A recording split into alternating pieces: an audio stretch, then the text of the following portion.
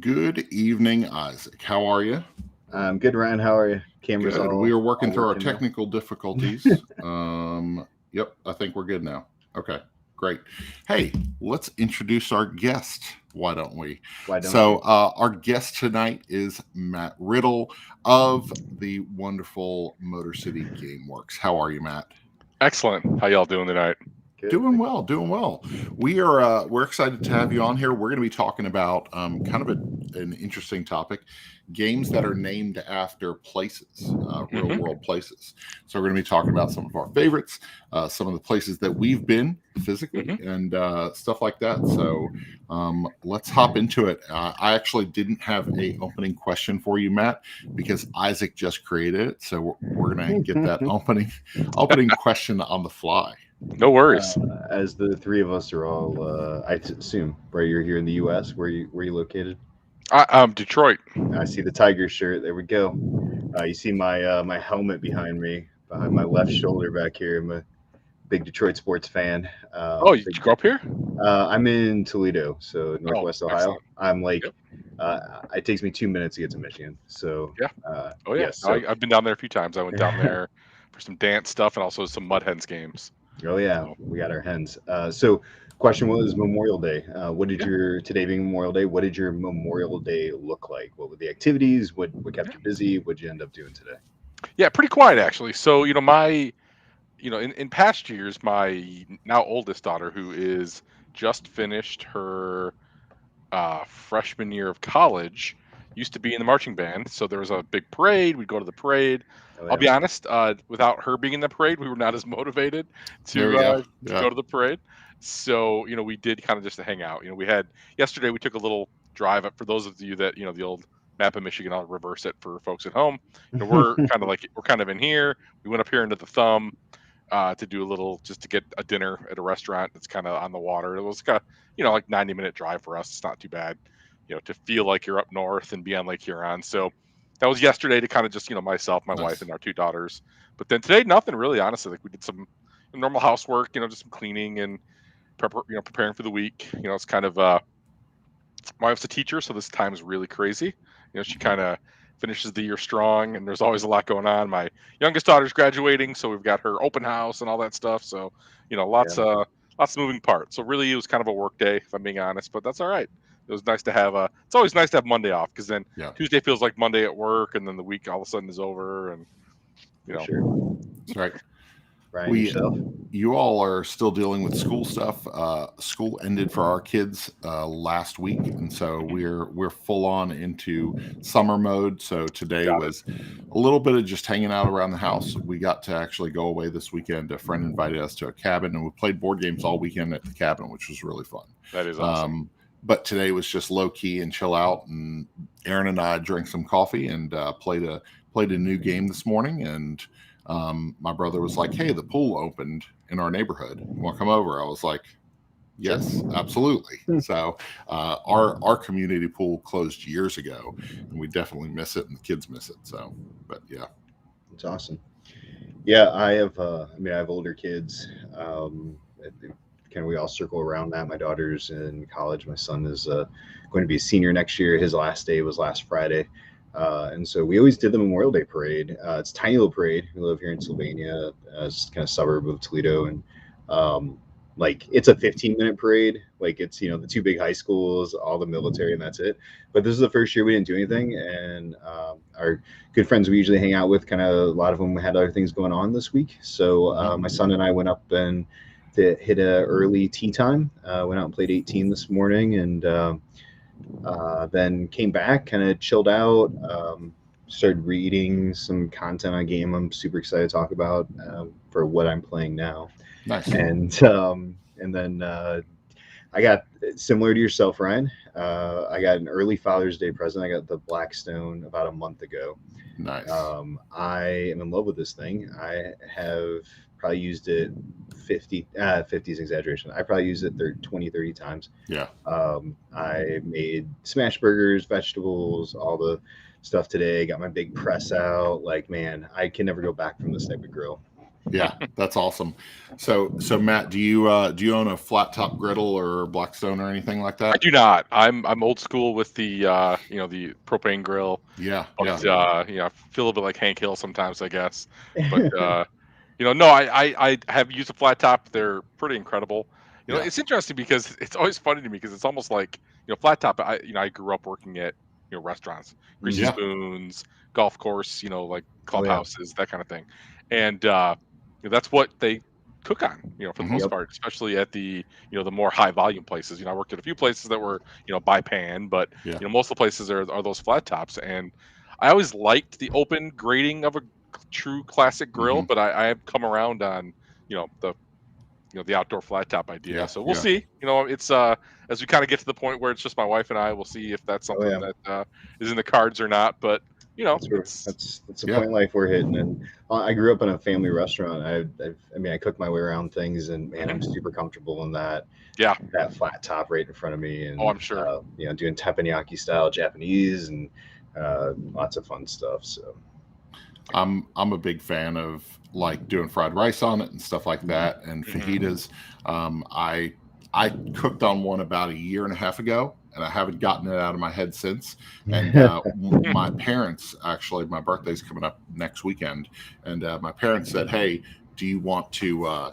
We found one on sale. It's a great deal. It's Blackstone. Do you want one?" I was like, "Absolutely." Yes, And please. so, yes, so that was my early birthday gift last week, and so I've been cooking Nice. on it like every other Great day gift. since. So Great gift. yeah, so let's talk about places that we've been. So what's the furthest city that you've been from, visited from your hometown? So let's say if this is your hometown, I claim Columbus as my hometown. What's the furthest city you've been to, and how many miles are you looking at? Oh, wow. So I was looking at this, Hmm. after I set the question, and so I'm from Detroit, like we were talking about earlier, and born and raised, been here my whole life. And the only time I've been overseas Hmm. is when I was my parents grew up. We were working class, to say the least. My dad, I made more than my parents combined in my first day of work, right? But they, we had a Yeah, great life, and I have no complaints. But it was, yeah, we did not take fancy trips. Our trips were getting in the car and driving to wherever my aunt was, my mom's yeah. sister, and that's she was a Navy brat. Married a Navy brat, they'd move around all the time. So sometimes we went to Rhode Island, sometimes we went to Georgia, sometimes we went to Florida, just depending wherever they were, we would drive. My Yeah, dad would get up in the middle of the night, pack us all in the car, drive overnight, and we would stay in their house. That was our vacation. It was great. I yeah. have awesome memories. When we were 16, my aunt, whatever, they moved to a base in Italy. So, we didn't go on vacation for a couple of years, and that was like a big deal. We were going to fly to Italy to see my aunt. And, because it was my parents had never flown anywhere like that either. So first time on a plane, was like a year before that because I did a little trip with my grandparents, and we flew to actually into Munich and then drove down basically, and hit all of like hit Austria, did the castle stuff, and then kind of drove down into Italy and did Rome and Pompeii and all that kind of stuff. So I was trying to figure out what was farther east, whether it Yeah. was Austria, the parts of Austria we went to with the castles, or if it was where we ended up in Sicily, which I Ooh, believe nice. was Palermo. I can't remember if it was Okay. Palermo or Catania, because my aunt and uncle, the base, whichever base it was on the water, and they lived right on the water, which was beautiful. Hmm. And we stayed with them, and we got to do, all this kind of neat stuff, as far as around the island and things like that. With my uncle, because he's 50% Italian, 50% Lebanese, and so he kind of leaned into his roots, and we got to go into some cool places that you didn't really get to go to as tourists, and it's a really strong, incredible memory for me. But Nice. that is far and away the furthest I've ever been from home. How many miles do you? Oh, Yeah, I so I was looking googled that my. up right now. If I do that, and I go from home, it is, and I'm assuming this is as the bird flies, as they Yeah, say. yeah. Then obviously, since you can't drive, it would No, that'd be. be tough. Oh, question. I had it in Google and then I got distracted and went somewhere else. You're probably buying some board games, researching something. Boy, does it tell you miles when you're flying? I just looked up. I said Yeah, miles I just said from miles this place from to blank this to place. blank. Yeah. Oh, you guys are so much smarter than me. Then I was in Google Maps trying. Oh, Had you're to tell trying to me. go from Google. Okay. Yeah, I just Google searched it. Yeah. Ryan, what was yours Yeah. while he's looking So for it? mine was Columbus to Amsterdam. Amsterdam was where we visited in December. Beautiful city. Love the museum in Amsterdam. It's the Rijksmuseum. It's just such an incredible place, such a unique culture, and so that is 4,473 miles away. So that's the Nice. furthest I've traveled. Mine was 4,600 miles, by the way. 4,600. Nice. 600. Okay, very nice. I also looked mine up, and Ryan, yours and I's were pretty close. Pretty close, yeah. So I've been blessed to be able to take a number of trips to Hawaii, one of my favorite places to go in the world, and so I had to look and see what the furthest West Island was, because that would be the furthest one I've gone to. And Kauai and Molokai are about the same distance, and so for Kauai it was 4,510 miles.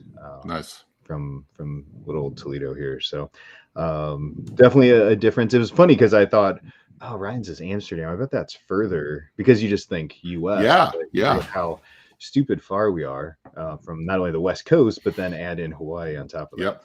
that. So it's a distance. That's such a crazy thing. I'm thinking I'm going all the way up there and to the corner here, but yours is further. Wow. Yeah. So My very parents cool. just returned from a trip to Israel, Egypt, and Mhm. they're recounting all the miles, and I was like, oh my gosh, That's crazy. there's Yeah, a lot of traveling. I believe absolutely. it. Yeah.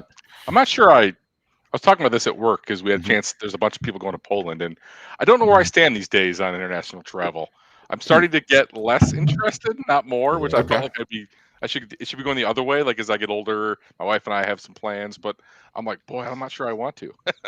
Yeah, there's definitely countries I feel more inclined to keep on the Mhm. list. Ones I feel less inclined, and Yeah, I just mean even just the idea of traveling, right? Just the idea Yeah, of the yeah. plane and the hotels and all that stuff. Just, whew, doesn't always sound great. Traveling is uncomfortable. I'm It a is. bigger That, guy. I'm yep. taller. It's just not.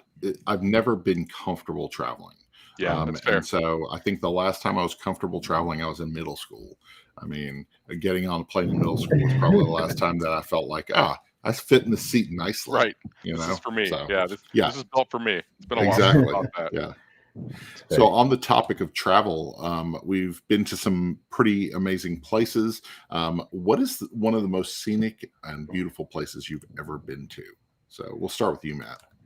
I'm gonna go back to what I was talking about with Sicily. Mhm. It was Mhm. that's my international one. I'm gonna give one shout out to a local one as well. And I think there's an aspect of those of us that are from Michigan. Maybe we've had opportunities to go to the northern half of Michigan and into the UP, and there are absolutely gorgeous spots all over the Upper Peninsula of Michigan. So not a place that I think people from outside the area travel to very often because Yeah. you can't fly to the UP, right? You can fly to Detroit and drive 8 hours, or Right. you can kind of get there. You fly to Marquette or whatever, but Marquette is a city in the Upper Peninsula, Mhm. and it's got a university, it's got a beautiful downtown, and there are some of the most scenic, gorgeous, like picturesque Lake Superior, rocks and outcroppings, and just beautiful. Like I've been on, like the California, like that coast, the coastal highway, and seeing the beaches and seeing that. I actually think, for what it's worth, Superior is the closest thing I've ever seen to be Nice. equivalent to that. It's not quite Nice. as high up, but I mean, it's the fact that you've got just these, gorgeous kind of rocks and trees in the Yeah. water. Yeah. It's so Right. beautiful up there.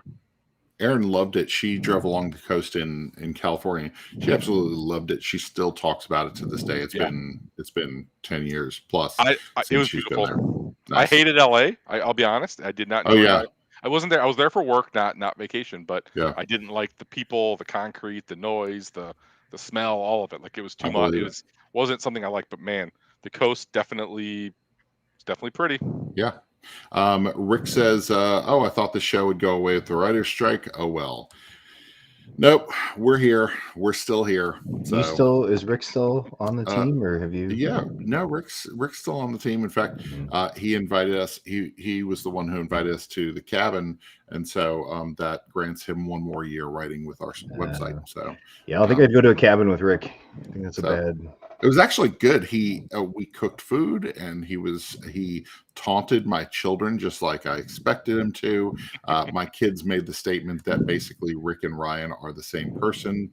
Why are you so much like my dad? Was said multiple Wow. times. It was very good. You So should be hurt by that comment. that's actually true. I was deeply wounded. Um, I would say most beautiful Alaska's coast and some of the glaciers that I saw in Alaska. That man, that stuff's amazing. Like just how big everything is.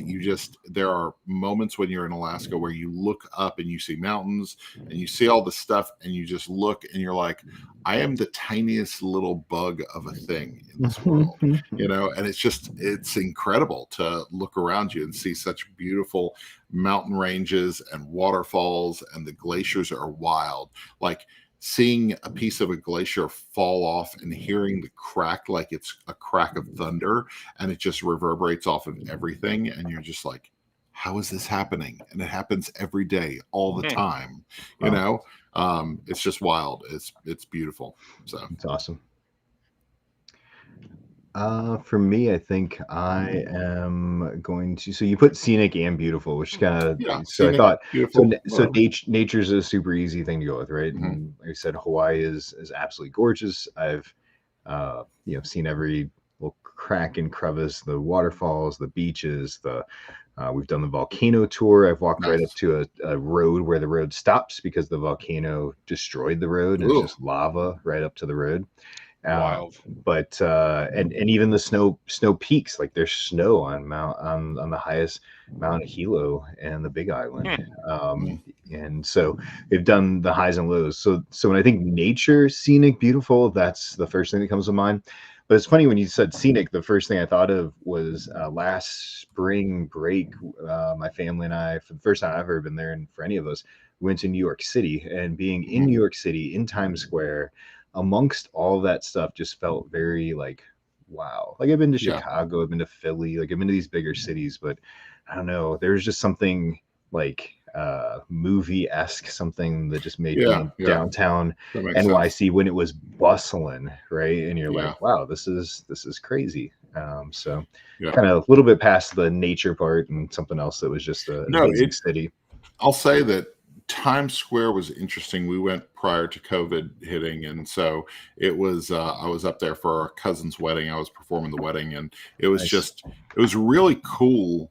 But it was also like I think that I'd seen it in movies too much, and that kind of ruined it. Like I was seeing it more unfiltered, and I was like, kind of disappointed a little bit. It was still crazy. But yeah, It is. I think that the filter of movies and pop culture and stuff kind of changes it when that's what you've seen for the most part. So Big um cities can do that. yeah, Vegas, right? I yeah, mean, yeah. Never been to Vegas, but I'm sure I'd look at it and be like, this is not as big as I thought. yeah. That's Bob. interesting. Yeah, I never thought about that. I've only ever been to like Chicago and Seattle as far as Okay. like really big Big cities. And I cities. will say, because I've been to New York, but I've been to the outskirts. I've been to Long Island. I've been Mhm. to, but I've never actually been in. We'll say I went to Brooklyn, but not really in the Bronx, but not really downtown, right? Like Yeah. Times Square and that kind of thing. And what was wild for me is growing up in Detroit area. Detroit's a big city, but not that way. Mhm. It's more sprawling. There's less massive people. Seattle had exactly like you said, right, where you're literally like you wait to cross the street with like a group of people, like in the Yeah, yeah, movies, yeah. or like Yeah, you'd yeah. be walking down, in Seattle's like that, which is kind of crazy. So that was kind of neat. To Yeah. your point, that is kind of a neat experience the first time you see it, which was for me not that long ago. That's awesome. Yeah. Bob says Philadelphia, seeing them dump buckets of cheese on my cheesesteaks. It's gorgeous. So That's true. Oh, that's the scenic look that we're looking for. That's So, pretty yep, yep. delicious. Been there. so the next question. So what game has made you want to visit a place that it's based on? So think about a game that you've played, something that you've been like, man, I could see visiting this place, even if it's just to play the game in that location. Has Hmm. there been a game that's hit your table like that? Wow, I thought about this one a lot, and I admit, I tend to look past the theme of most Okay. games that I play, so it's hard for me to make that connection a lot of times. I think there's been games I've played, like especially some of the ones that are set in Germany, where it's like, okay, all these German cities, there's so many of them. I'd love to go to Germany again, as an adult and have that kind of new experience. So I was trying to think if there's one of those, Hamburg or one of those types of games, or what's the beer and pretzels game from Feld? Strasbourg. That's one of my yep. That's one I've always thought about. So I think I'd like to do that. I'll pick a German city. That'd probably be my number one currently. Nice. It's fair. Parks, I think the game of Parks, just seeing the illustrations of the different parks and the way that different artists interpreted it, and just looking at like when a park was established and stuff. I don't know. It made us playing Parks every time we play it. We're like, when's the next time we can take a trip with the kids to the park, to a national park? What's one that we haven't been to before? So every time Parks hits the table, it's one of those that it kind of gets us into that travel mode of going out and hanging out in nature. So I like Bob's idea. Carcassonne want to see all the farmers laid down in real life. That's right. They just lay in the fields. Laying out there in the field. They lay like this with their arms. Yeah. Like this. A priest just laying out in the middle of the. Yeah. So for me, and you changed yours, Ryan. You had Monopoly Seattle edition on your Monopoly Seattle edition. I want to see Park Place. I want to see the boardwalk. So that was my original answer, and then I read up, and Monopoly's not real. So. I went with Portugal, thanks to Chad and 21st Century with Agueda, the city of umbrellas. I'd love to see that like actual umbrella setup. I had no idea about it until Chad's like, "Yeah, check this out. Look these things up." When he was first doing the box cover art, and he was kind of like, "Hey, what do you guys think of some of this stuff?" I'm like, "Is this a real thing or is this just a game thing?" Chad, are you making crap up again? Well, I mean, but how many things are you? When we started thinking about what our topic is, I'm like, "Is that a real place? Yeah. Or is that is that just a game place?" The first one for me was Tittleton. I had to look up, is Tittleton a real city? Gotcha. It's not. So, but I thought, well, maybe it is. I couldn't have told you either way. That's a great point. I would have no idea. Well, the whole game, it features real cities, right? And so I'm like, is this a real thing? And when I searched Tittleton location, at like the first 3 pages were all board games, reviews and content. I'm like, okay, it can't be real then. So, but yeah, Gueda, Portugal, Umbrella Project, that would be my choice for sure. That'd be cool. That'd be awesome to see that art installation. So what location deserves to have a game made about it? And so I'm sure this will just be fodder for Matt to create more games. Perfect. Which I'm down for. For me, it was funny because we did one of the ones we always thought, which was Detroit with Motor City, but it was less about the city itself and more about what you do at the city, right? Which as Ben and I growing up here is make cars. But for me, it's actually something I referenced earlier, which would be Marquette. I think it's just an underrated and unknown kind of gem of really the whole United States. I've been quite a few places, mostly east and then all the way west. I'm missing a lot in the middle, I admit that, but I've been pretty much around the south and Ohio and between Ohio and Georgia and things like that. And then the east, not as much up into Maine, but been Vermont, things like that, and all over Canada. And I just think there's very few places that match this beauty. So I think it's worthy of a game. Now, it's probably a little too niche. I think a lot of folks don't know what Marquette is, but still, I think it's a place that I think would be awesome. That's cool to learn more about and make a game about. Yeah. I was thinking about the Iditarod in Alaska.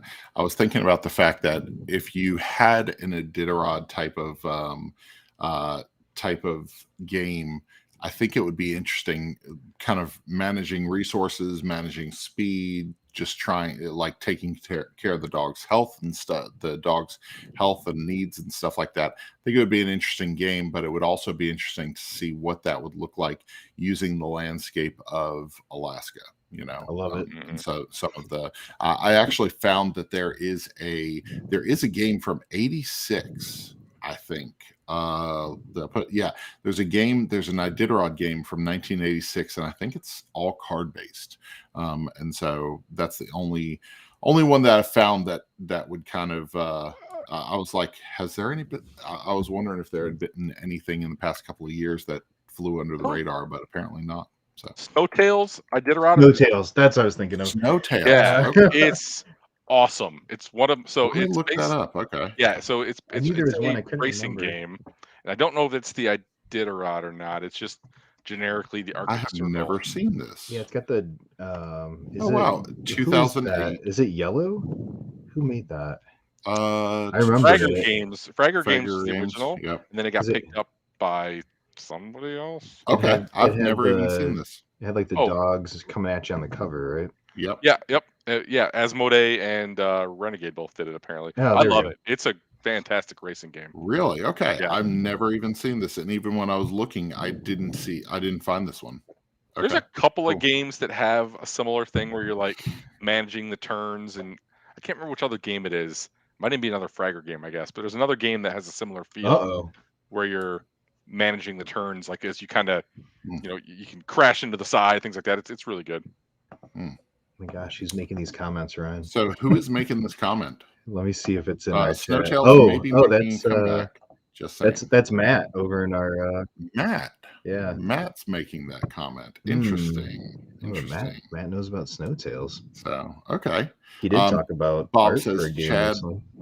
Bob says Chad has one coming down the line that takes place on the Salt Flats. Super excited for that. Interesting. Thanks for joining us, Matt. Bob. Absolutely. Locations. So what about you? Location. I'm realizing now that all my stuff went Hawaii themed. Everything's Hawaii. So I was thinking about like some type of almost like a Puerto Rico, but something that's like production, right? And I thought, well, you've got some games that take place around different types of production, but like a pineapple plantation production, Okay. as that's a huge thing for natives all the way up to, you know, Dole being present there. But a fishing game, something that would like, I was trying to think of games that take place in Hawaii specifically, and I couldn't think of anything that I've personally played. I'm sure there's something out there. A Hawaii-opoly, I've played that one, so I guess There we go. That's all you need. Do you need anything else? But something that takes place on the islands, even if it's like you look at like a King Kamehameha and how he just kind of just trudged through that whole area and the history of the islands coming under one sovereign king. Like there's some cool history that's American adjacent, right? Okay. That would be really cool to kind of see how it played out. That's cool. And finding out more about the history of Hawaii for a lot of people, that would be a huge thing. So, yeah, for the native end of it, for sure.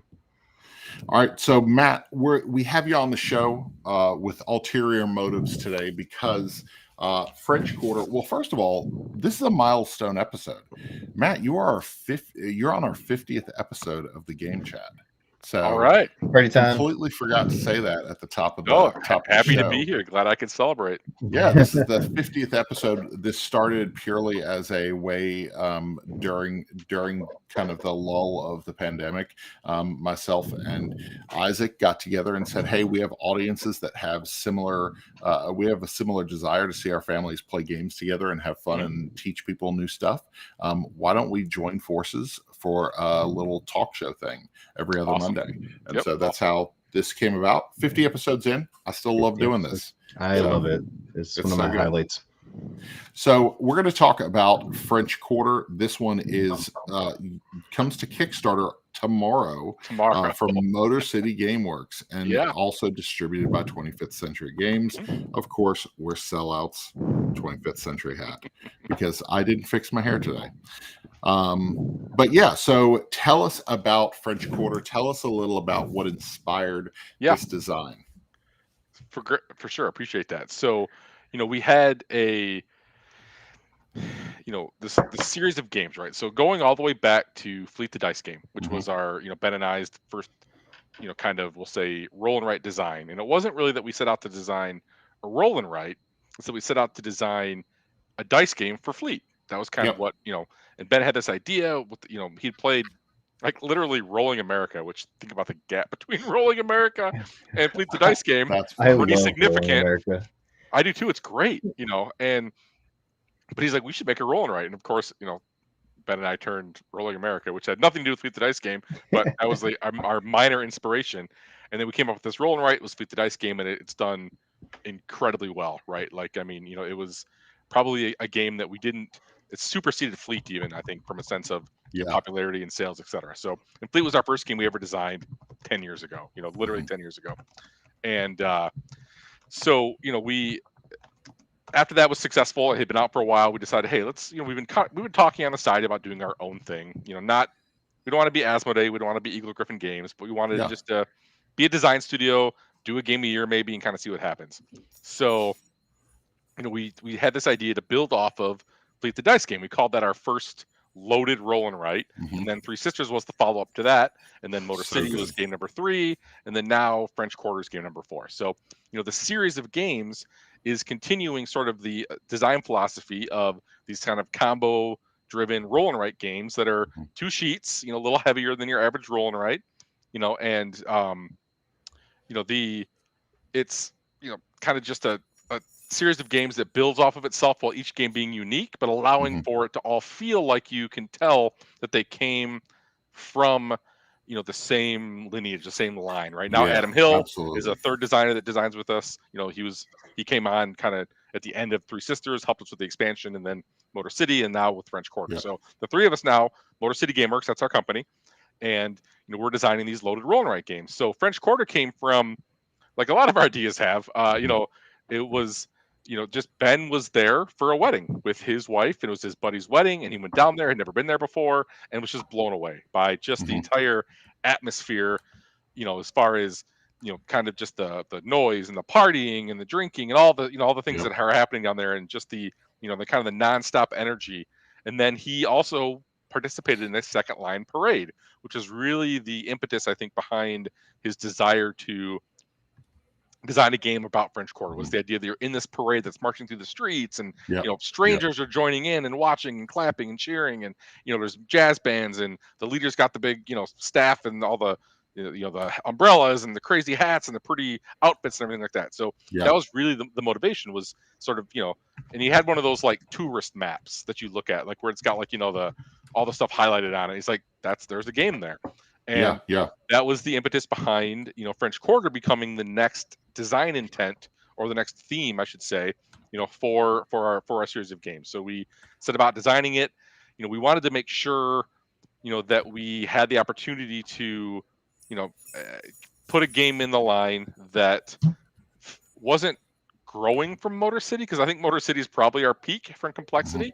I think you know, that was a game that we really like, but certainly we don't want to go more complicated than that. Then, you know, that, because that's, I think, putting a lot of people, you know, that may not be interested in that. And we wanted to bring it back down to more of a Fleet Dice level from a complexity perspective. So, but still have the combos and still have interesting decisions. And that was all really based on the fact that the left-hand sheet, when you're looking at the game, is that map of New Orleans, which you can see on the screen right now. And all of those little buildings are, you know, play on words from actual places in New Orleans. The streets are all accurate. I mean, within reason. The city's not perfect north, south, east, west, obviously, but you know, they're all, you know, kind of reasonably, you know, sort of, you know, oriented the way the streets are. And you know, that was kind of the design intent behind having the ability to do like a little number puzzle. Again, back to Rolling America. Welcome to some of these games that we love that have a spatial element, which is something we hadn't done yet in that series of games. Yeah. So the idea that we could get a spatial element into a loaded roll and write, have our sheets full of tracks and bonuses and combos and all things that are happening like you're used to, but also have this cool spatial puzzle. That was the kind of design intent there, and it totally worked out. And you know, because of a lot of people that are way more talented than us, including apparently friend of the show Matt Paquette and his team, you know, and our artists Marlise and one of Matt's folks, Snow, who, you know, all did great jobs. It just turned out gorgeous. Like, we couldn't be happier with the, you know, the product from perspective of just the shelf presence. When you open it up, you see the cards and the sheets. It's all very bright and colorful, and these beautiful dice, and it just really ended up really how we wanted it to. I will say that there were a couple interesting things after having played. So my very first experience was Fleet the Dice game. It had been sold out for a long time, and then Eagle Griffin Games had a copy of it at Origins, I think in 2019, and that was my wife was like, "Hey, do you want this to be your Father's Day present?" Because it was Father's Day week. And I said, this is what I want. This is all I want. And so Fleet the Dice game, I ended up getting it and playing it so much that first summer. And then ended up loving. I love the design behind Three Sisters. As a person who gardens, as a person who is a YouTube taught gardener, I Mhm. love Three Sisters. Like, it is such a fantastic game. And then Thank you. Motor City was just such a difficult puzzle to wrap your mind around. Mhm. It was like, this is the complexity of a board game that I want. Like, I'm not ready for Kanban EV, Mhm. but I'm ready for Motor City. You know Yeah. what I'm saying? So Yep. that's kind of where I'm at with my gaming, and that made me excited to have Motor City. One of the things that there's two things: the dice system. So each of the dice are, and I'm putting up some of the graphics Yep. of Yep. just images that I took from it. So these dice are allocated onto cards Mhm. that dictate the movement around the city. Yep. Okay, so we have a riverboat, we have a taxi, we have socialize, which is just kind of hanging out on the block. You've got walking. I love that they're tied to this movement. So there have been times when I've drafted a die solely because I needed that movement. And even though I didn't need the stuff on it, I was like, Mhm. I need to get to the other side of the city. Yep. So I got to do this. And I Mhm. really like that these cards switch. So each of the 8 rounds, the taxi is going to be different. You're going to get different perks each of the 8 rounds. Yep. And another thing about the design, you don't have dice mitigation in here, like the traditional way of like storing assets and then taking those assets to change the numbers. Like Right. that makes you submit yourself to this puzzle, and like, when you've made a mistake, you just have to own up to it and figure it out. Yeah. Like, you can't say, I'm going to compost my way out of this thing, you know? Um, Yeah, the die manipulation is less than Three yeah, Sisters for sure. To kind of keep the integrity, like you said, of that number puzzle. If it was too easy, then there's no puzzle there.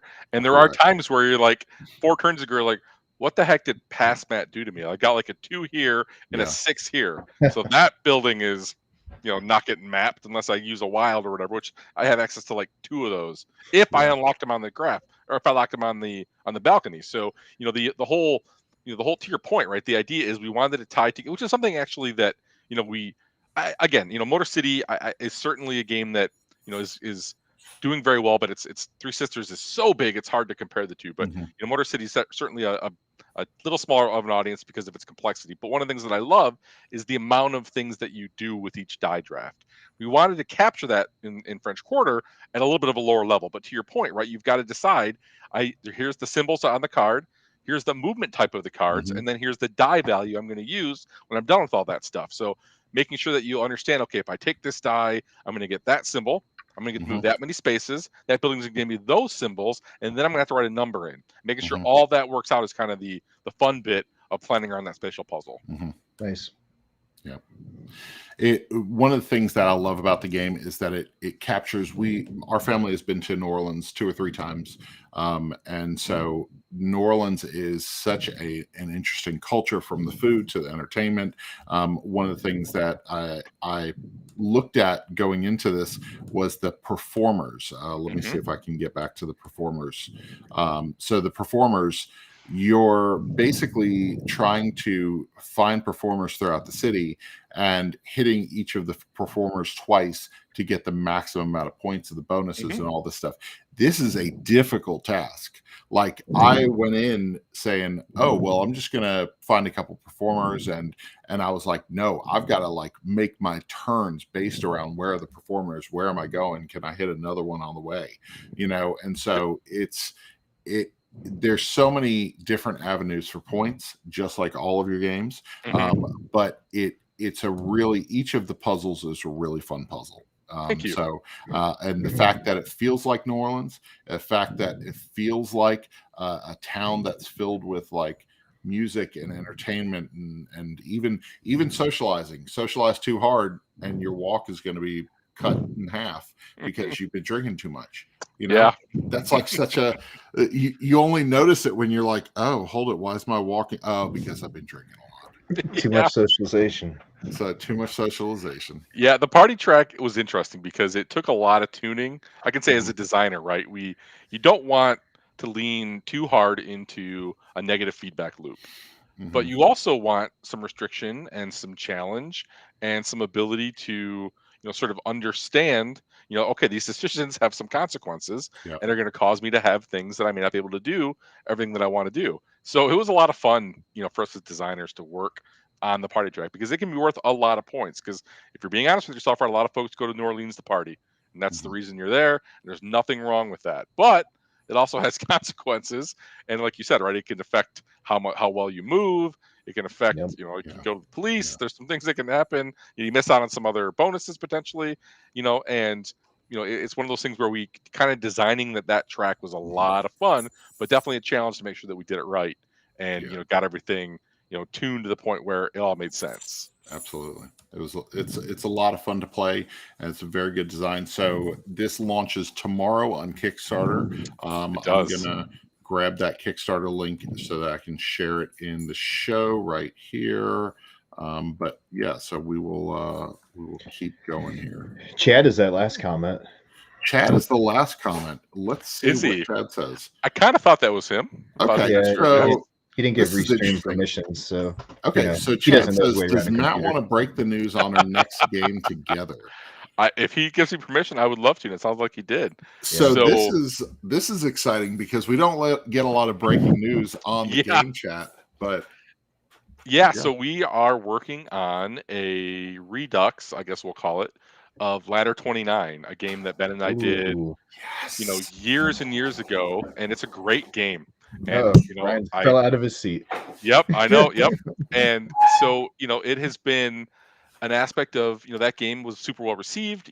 Green Couch Games did an Green couch. excellent job on Yep. it. But as it's kind of moved on in its life, there's an opportunity there to kind of reach a new audience. So when we Wow. went to Chad and kind of said, hey, we had this idea, we'd like to take another Man. look at Ladder 29. Very much the same game, but a couple of tweaks here and there, maybe make a few updates to it. Maybe Mhm. see if we can find an audience that didn't have a chance at it before. So, and Chad, Ladder 29 is legit one of the best ladder climbing games, trick taking games. This is just like this is classic. Like I taught my mother-in-law how to play. I've taught my mom how to play, my dad how to play. Everybody, whenever family events happen, this is always in our bag because it's easy to teach, but it's so difficult to master and it's Mhm. so much fun to play. Oh man. It's thank you. It it might be my favorite of our games to just play, like you said, because Mhm. it does. Listen, it has its roots in these games that we played in college, and actually Mhm. one of the games that it has its main roots in is it's actually a Vietnamese card game that we learned from uh professor of ours that was in the Vietnam Nice. War, and he learned it and kind of Okay. brought it back. And it's certainly got, you can feel Tishu and some other things in there that that those shedding games that people love. And we played it so much in college and shortly after college, still play it sometimes, that we wanted to kind of take a look at it and say, what would this game look like in the hobby industry, right? Not Yeah. not just a 52 card game, but actually with kind of a hobby spin. So yeah, we were really excited to take a look at what we can do with Chad and kind of decide, is this something that we're gonna if having, obviously, we've all played it, so Yeah. maybe we just took a couple of the edges off, some of the things that folks had trouble with, and Yeah. to not make it easier but make it a little more accessible potentially for a broader audience. Yeah. Wow. I That's am awesome. all in Ladder 29, one of my favorite. I remember when Ladder 29 it was at Origins, and in the little booklet, I believe that they used a quote from our preview because we were a pretty new site at the time. One Board Family was pretty new site within a year and a half, 2 years, Mhm. and when I saw like a little blurb about it in the little booklet that came at Origins, I was like, yeah, that's cool. And we have been playing Ladder 29 since. So Thank you, that's awesome. Yeah, you've definitely talked about it a few times on here. a It's been lot. on my short list because on Amazon it's it's not in print, right? It's not. I believe it is fundamentally out of print now, Yeah. so prices Yeah. actually have gone up on it a little bit, which is always strange. Yeah, I've searched on When games do eBay that. and I think there's still a few copies floating around, and I think Yeah. Jason Kotarski still has some direct to sale on his Green Couch website. He actually was running a sale on Green Couch games last week, I think. So I'll wait till this logo's on it. So there we go. Yep. Yeah, man, that is super exciting. That is super exciting. It is Awesome. for us too. Yeah. Awesome. See the game chat where you break news. That's what I'm talking about. 50th every 50 episodes. Every breaking 50 news. episodes, we're gonna have breaking news. So you guys get with it. Come on here, break some news. So how about we move to pick 5? yeah, pick 5. So this is a thing that we do on the show. This is Game Chat presents Pick 5. We're picking 5 games that are named after real locations. These are not the best 5 games we've ever played. These are not our top 5 games. These are 5 games we suggest, and they're in no particular order. So, Matt, you want to go first? One at a time. I do. So the first one I thought of, I did kind of tease earlier, but I'm going to go with Strasbourg. Okay. So, like I said, it's a German city. It's a Feld. It has a absolutely brilliant card mechanic. So I totally check it out. It's a great game. Nice. My copy of Cape May is hidden behind something over there, and I couldn't find it in the last 30 seconds. So I'm going with Pandemic Iberia. I believe this is the best non-legacy Pandemic out there. It takes place on the Iberian Peninsula. It is really cool because of the restrictions of not having air support and just having to build trains and to plan ahead. And they're real diseases you're combating. So it's a really great implementation of Pandemic, and it's actually the one that I would prefer to play 100% of the time. Justin Gibbons, thanks for joining us. That was Matt said this Justin, and then Justin Gibbons jumped into the chat. So nice. We appreciate that, Justin. I think this is the newest one on my list. Is going to be WizKids Rebuilding Seattle. I want to play that so bad. I'm a sucker for polyomino games. I love anything with polyominoes, and this one is tricky. It's tight. It's punishing in resources, and I absolutely love it. Aesthetically, it's a beautiful game. It's I'm telling you, I'm the first to say it. I've said it this year so far. The last 5 or 6 games from WizKids have been like solid games. Are you bringing that to Origins? I'll bring it. Okay, I need to play it. Yeah. All right, Matt. I think this is. That's cheating. I'm going to do it. It is cheating because I was trying to figure out if it was a real place, but even though because it's based on a real country, and that's Grand Austria Hotel. Okay. So it's not a city. It's cheating. No, it's a place. It's a location. Yeah, it's a real place. Yeah, it's might be my favorite Euro. Might be. Okay. It's awesome. Really high up there. Not my favorite game, but one of my favorite Euros. I just love it. Very cool. Awesome. That's awesome. My next one's going to be Mississippi Queen. This is an old game that actually got reprinted in probably 2019, something like that.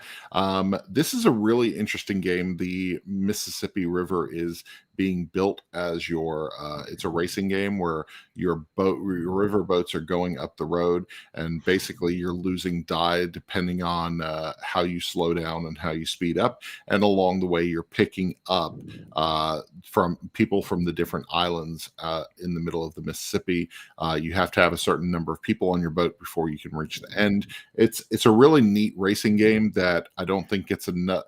It's interesting because it was republished, but you can feel that it's an older game. It doesn't have the polish of some of the newer racing games, and it feels that way, but it's really pretty and it's really fun to play, even though it's lacking that polish. So it's fair. Still good. Still a good time. Yeah. This is a location. Also one of my top 3 games. It's Mars, on Mars. I'm going to sneak this in every list I possibly can. This is the expansion. Just recently got it. Hoping to get it played. Some modules. One of my favorite games of all time. Mars, on Mars. Nice. Number 3. Okay, so my next one is probably the newest game that I played. In the sense of like I don't keep up super well with the hotness. I wish I could. I just don't play games quite enough to do that. But this is a game, and the reason I like it so much is because it is something that I don't normally love, but I really liked, and that was Earth. So okay, yeah, it's a place. It's a location. Earth is a place, and this is it's an engine builder. Yeah, but really it's a what I call combo mining. which I'm sure other folks call it that as well. I usually hate that, frankly. Like Terraforming Mars, I don't love. It takes way too long for me.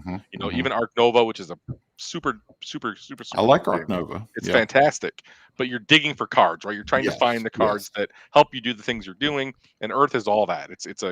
So you're mining for the cards that create the combos for you. So that's not a feeling I generally love in games, but I really thought Earth was a really clever game. So and it was quick too. Yeah. I played Earth last week, and I want to play it 2 or 3 more times before I say what I think, just because I feel like it is better than all the other games that you mentioned. I don't know. I think I don't know if it's better than Ark Nova. I don't know. I think it's shorter. It's shorter. It's shorter. Like, the fun. I always call it fun per minute. So in a game like Earth, your fun per minute's pretty high because you can play. We played a 4-player game with Teach in 80 minutes. Where that's a much faster game than Ark. Oh, Ark Nova took us 2.5 hours, and I loved it. But I'm like, 2.5 hours. I think that's a long game. I think that may be why it stood out so much, because it was so much shorter. It felt very frustrating not to get the cards that I wanted. Whereas in Ark Nova, I felt like I was doing more stuff. For sure. Maybe, I don't know. Okay, interesting. But I'm going to play Earth again. Bob has a copy. He just recently got it. My third game is Copenhagen. It's interesting. Copenhagen, I purchased this because one of our local in-state game stores was liquidating some stuff that he just had too much of. Copenhagen, the deluxe edition with the acrylic tiles, was one of those games. And I was like, you know what? I know the family's going to love this. I've played it 2 or 3 times. Sure enough, I brought it home, and my wife fell in love with Copenhagen. This is a fantastic game. It has that appeal of something as simple as Ticket to Ride, where you're trying to do things and picking up 2 cards or doing this or doing that, building, getting combos. It's really fun. Copenhagen's a really, really good game, and the acrylic tiles just make it even better. So. Fun fact, that was the game you were playing when I met you. Oh, that's right. You, Bob, and Rick were playing that. I came over to the Queen area, and you guys were playing that. Yeah. He was teaching us, because at the time I think it was published that Origins. Marrakesh. Yep. That was going to go on my list. Rogueling Gigamech. Man, I cannot get enough of this game. I love this thing. It's so good. It's so fun. The rugs are fun. It's such a fun little area control. Take that. It's the right amount of take that and the right amount of time for me. Like you can have somebody really ticked off at you, but the game's over in 30 minutes. So it's a fun amount of ticked off. It's nice. It's nice. So number 4. Okay, I'm going to save my favorite of this list for last. So I'm going to go with it's here somewhere. I was going to grab it over here. World. I can't see it, but New York. And so New York is actually the re-theme of Alhambra. It's so it was Alhambra, but you were doing skyscrapers and things like that instead. And Alhambra's not a game that I would have thought I love as much as I do. And I really, again, New York though, being the New York re-theme, but I really like it. It's one of my favorite, kind of easy to teach, relatively light kind of entry-weight Euros. And it can be pretty restrictive at times, and it can get a little long even at, the higher player counts. But I really have always, especially at 3 and 4 players, I've really always loved it. Nice. So it's one of my, I'm not sure it's a thematic representation of New York, but, again, hey, we're not just saying that. It's a good game. That's cool. My next one's going to be Dinner in Paris, area control game. Really cool components. What you're doing is you are building terraces out in front of these Paris eatery locations. My wife and I played this at Tantrum Con last year. Ended up getting a copy still in shrink at this year's Tantrum Con at a flea market. Somebody had a copy unopened, and I snatched it up because me and my wife loved the design of that one, and it's just such a chill, like tile placement, like really cool game. So my 4th one is over there on a shelf, and I wasn't lifting it. Foundations of Rome. I was about to say Foundations of Rome. If it comes down to I'm not lifting it or I might break something, it's Foundations of Rome. I love it. I can't get enough of it. Our locals can't get enough of it. They ask me all the time to bring it to our game nights. It's such an aesthetically pleasing game. It's beautiful. It's gorgeous. It's right. It's easy. It's a 3-minute teach with, I can't can't love it enough. Foundations yeah. of Rome is such a solid game. Cool. That's awesome. And finally, number Last 5. one. Number I tried to 5. find it. It's here somewhere. Can't find it. And that is Isle of Skye. Oh yeah, Isle of Which Skye. is Okay. one of my favorites as So far as good. like it is great. And Nice. it's one of those games that you can play, you know, with 5, and it's just as good as it is with 4, and just as Yep. good as with 3. I'm not sure it's a 2-player game. I haven't tried it with 2. I haven't tried it at 2. Yeah, I can't imagine I want to, but you know, Yeah. even 3, it's not the best. 4 and 5 are absolutely where it shines. You know, so I'm going to give myself a quick honorable mention with Lancaster, another absolutely brilliant Euro with 5 players. Very cool. My last one's going to be Istanbul. So this is Nice. My sister-in-law bought this for us Christmas a couple years ago, and it is a fantastic design. It's a classic. It's one of those games that will never leave our collection. It doesn't hit the table very often, but when we play it, I really, really enjoy it. So, which Isle of Skye expansion do you like the most? I have only ever played base game. Oh, just the base game, because Yeah, there's some definite like I've heard. there's some controversy on on a couple of those that are. Yeah, you know, I tend to not buy expansions for the simple Okay. reason that I only get to play games a few times a month, and you know, I just don't need expansion content because I don't get to play the games I have enough. yeah. There we go. So not that I love expansions. You know, if I knew I Yeah. was going to get to play it more, with a few exceptions, like you know, Village is a game where I hated the expansions, loved the game, but you know, it's whatever. One of my, Otherwise, you know, I tend to be whatever. One of our locals, he owns Isle of Skye, loves it, so he has all the stuff. I don't own it, but I've played his copy Oh yeah. a number of times and really enjoy it. But Ryan, have you played? I have. I played it a long time. I played it I mean, it's quite a been few out years ago. Yeah, it's not a new game. Yeah, I played it, but I've only played it once with some friends that brought it over. Yeah. Number 5 and possibly my favorite game of all time, definitely in the top 3. There's a top 3 that swirls around. That would be Orleans. Yeah. Hard not to love. Different kind of Orleans than French Quarter, but nonetheless still one of my favorite games. My Grail game that took me forever to find my Orleans Deluxe with all the good wooden bits. Nice. And man, rest in peace, TMG. So There we go. last question. What have you been playing, Matt? What have you been playing? So we've been doing a little bit of kind of BGA experimentation. Okay. More so than we've done a little bit in person. I got to play a few things, but I would say, you know, we're trying some Arc Nova on there. You know, I played Sea Salt and Paper on there, which is a really clever card game that you've got to kind of be prepared to understand that it's kind of luck driven. It's a card game. You know, there's some even a little bit of meanness to it. And then mostly, you know, like I said, we did get to play Earth, which I really, really did enjoy. And that's about it, really. It's kind of just, you know, I play endless async games on BGA all the time. Yeah. As far as newer stuff, that's kind of the new stuff that we've been trying with a few folks that I play async with. So yeah, BGA games are really solid. I played the other night. We played Arc Nova just because Bob was wanting to play and I was wanting to play, and we just didn't want to set it up, so we played on BGA. So yeah, no, it's good on there. I mean, I played really one good. game live. It takes a long time even on there. BGA does not shorten the experience. It was like 70 minutes, 2-player. I don't like to play live games because of that. I knew going in it was going to be a long game, but I played several async games on there of it. It's really a strong game. Yep. I've been playing. We played this morning. Learned it and played it this morning. Fairies. This is the new game from Forbidden Games. This is going to be hitting Kickstarter next month, and so it's good. I like it. It's a cool design. I'm not a huge fantasy like setting person, but it's interesting. In this game, you've got fairies, trolls, like woodland creatures. You've got these different almost factions, you know, and it's interesting. It's a tile laying game, but it's also deck building, and so there's a lot of little things going on, and I think it's accessible enough for kids and adults to play, which I feel like the artwork points to that. So it's perfect. For me, and I said I was going to mention it earlier, the one I'm doing the content on, the one I'm super excited about was the newest Lacerda inventions. Super excited. The new Lacerda ENO tool started cracking into the rule book.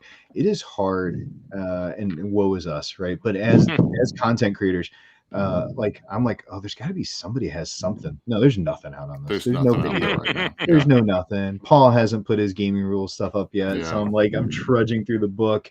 And I'm like, okay, this is gonna take me 4, 5, 6, 20 times reading this thing. But aesthetically, I mean, it's O'Toole, right? It's Lacerda. If you love their games, you know what you're getting, right? In the same way, right? For what a Riddle and Pinchback game looks like, right? You know what you're getting, right? If you're good with a game that pings, and you love a good, rolling right, all the combos. You know what you're gonna get, right? And so 100%. Like I like knowing what I'm getting from a designer as a game player. Like I know, like I'm not gonna be surprised, be like, oh man, he made a party game. Am I gonna like a Lacerda party game?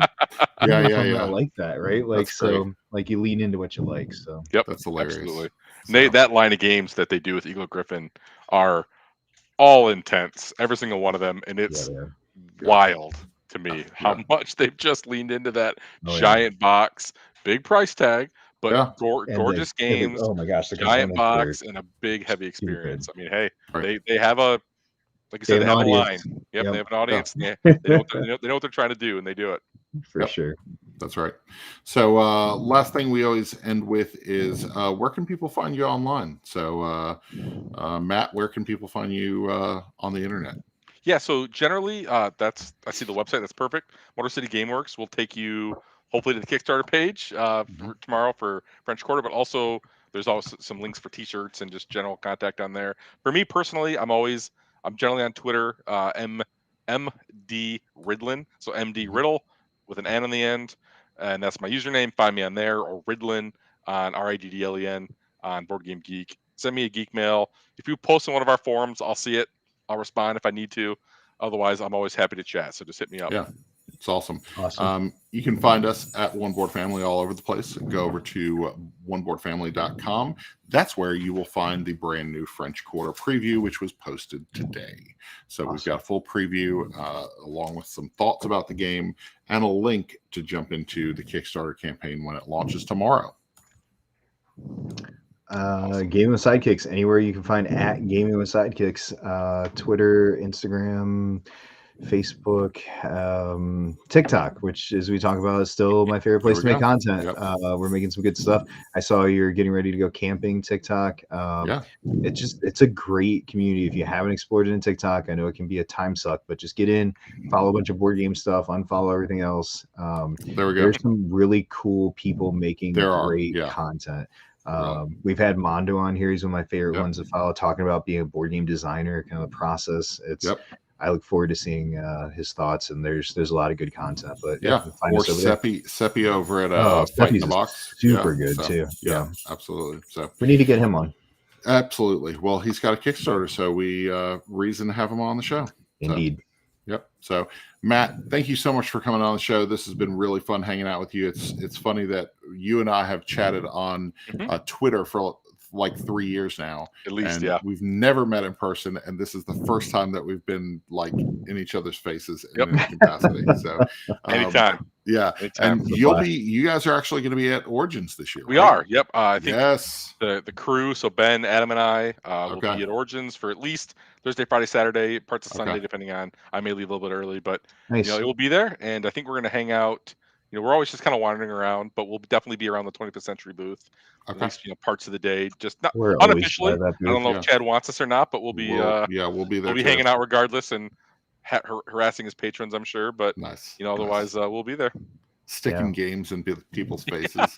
You want this, don't you? Look forward to seeing you there. That's cool. We're going to hang out, play some games. Excellent. Awesome. Can't wait. All right, that'll do it. Thanks so much for joining us, and see you later. Thanks, guys.